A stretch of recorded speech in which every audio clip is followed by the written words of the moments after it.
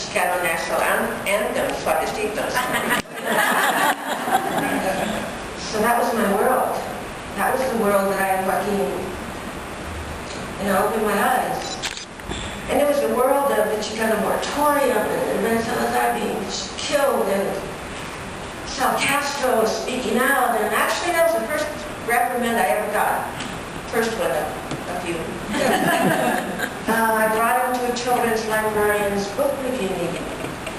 And you know how sacred those are, especially in the past. Children's librarians like to look at the books and do the reviews and such. And of course, I started out as a children's librarian, so I brought him to a meeting, but I didn't tell anybody I was reading it.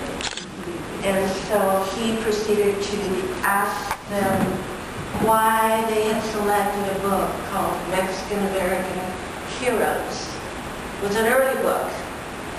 At that time, publishers were trying to get a lot of things coming out with the Chicano community. There wasn't much out there. So the children's librarian bought it. It was called Mexican-American Heroes. It had many Juarez, it had, I forget that time. Well, it had Cañonero the horse from Argentina won the Kentucky Derby. That's what it had in it. And that's what he was there to say. Is that a hero for us, for our Chicanitos? Is that who we want them to emulate? That was my first reprimand. As had others.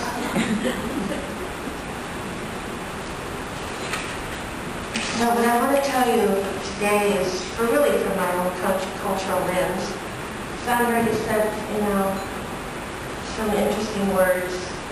I've always felt in and out as I thought when I was there with Dr. Trejo. But, sometimes it was just too social for me. I was just too eager to get something done. And I missed a lot of opportunities with the book because of that.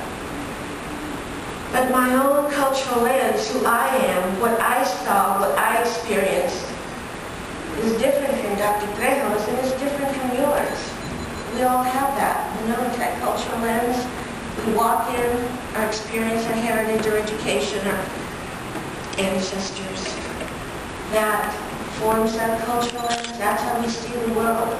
And I saw mine as an activist. I could not ignore Brian Joaquin and what was going on in East LA. Even though I was a librarian. And so one of the first things, Pat got in here. Pat, thank you. One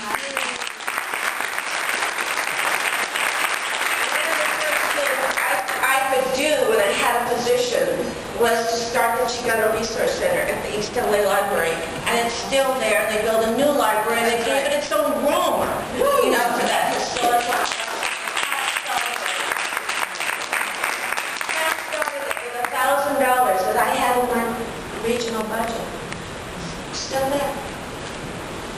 When I say doing it and leaving, that legacy, what is it? That'll be there, Pat. After we're all gone, it's still there. Documenting the history. But I'm also formed by a lot of actions that happen just because you're the first, just because I'm the first.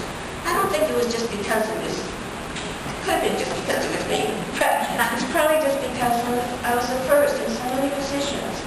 A reverse discrimination lawsuit in LA County. Why? A black librarian and a Chicano librarian, Lois Phillips, that I promoted because we could speak Spanish to our communities. But 7 other librarians, not black or Chicano, filed a lawsuit. For 4 years, we were in court. Their side versus their side.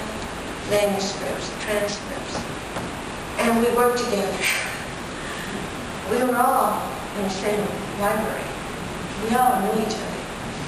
We worked together. When we met in court once a month. The Sal Castro papers that are now with Stanford because I curated them. The Chicano 13 trial. We were there. How can you jail people who are only asking for the same things we want? Spanish language teachers, people from the community, materials, role models, and they're in jail for inciting a riot. Now, to call to justice. E.J. Josie gave me a wonderful opportunity when Benny Tate Wilkin and I were asked to do the first ALA policy on diversity in 1986. It was called Equity at Issue. Equity at Issue. Equity at Issue. Look it up. It's still in the ALA policy manual. What happened with it?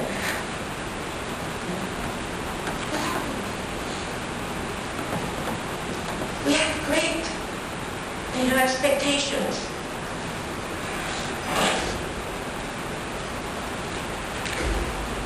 Throughout all this time, Reforma was there. I've been calling people. More and more people became members. John, with, Dr. Bear with Lisa. The group that we had formed in Fullerton with Dr. Doris Banks, Institute for Mexican American Librarians, lost accreditation. And those librarians, Loreto Trujillo, the curator at Stanford University for Special Collections, Carmen Martinez, director of Oakland Public Library, they're not graduates of an accredited library school because they lost accreditation.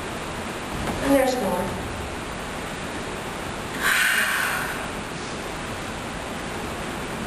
I have my name on 9 libraries in Orange County. No, 9 libraries in 11 years. In a county that was expanding, that was conservative, that had money and developers. And somehow I look back and I say, why was that such a good time for me? LA wasn't. Orange County? I have fond memories of that. And made good friends, politicians included. LA wasn't enough, not at the beginning. The city was going from black to brown. One city council member told me afterwards, Elizabeth, you should have come to me first at the beginning. They do it to all of us. They planted drugs in my car. Now you can say this is outlandish, right? But we experienced it. I had a Chicano veterano security guard in LA who said, he came in one day to my office with a younger security guard and he said, don't worry, Elizabeth. I know there's a lot of bad things going on here. Don't worry, we know. Don't worry, Elizabeth. I'll start your car every day before you go home. And I'm thinking, no, I'm a librarian. What are we talking about here? I'm a librarian. And then he said, and I know you're going to be in the Rose Parade. I'm going to walk right in front of you for 5 months. Wow. And he did. He walked right in front of me. It was a float for the city of LA opening the new Central Library. That was the good times. I gave library cards to everybody from Big Bird to Gorbachev. It was wonderful. I had a wonderful photo album. All these great people. And stories. Breakfast with Gorbachev. Did you see that? No. I had a good time in ALA for a long time. I was able to represent America's libraries and go international. I had doors open to me that never would have been open to me, a librarian from LA. Had I not been the executive director of the American Library Association, I know it was because it's the title. But to be able to go into Michelangelo's library in Florence and the curator says, here, Elizabeth, we know your background. Here is one of the Aztec codices. We know you'd love to see it. And she let me spend time looking at it. And later waddling it, Latin and the Spanish and all the little beautiful, it's like an encyclopedia of color, all the birds, the fish, the clothing, the boats, the land, the trees. It was, and I was able to go into the Vatican Library, 7 stories down in the archive with the librarian, Father Boyle, and see a monk sitting way down at the end of these shelves with a computer. I was able to meet with people like the president of the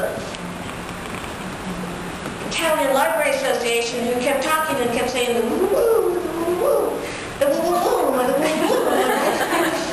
Was sitting at a table and said, I'm really sorry, I don't speak Italian. Can you tell me what that is? And she said, the woo-woo. The World Wide Web, of course.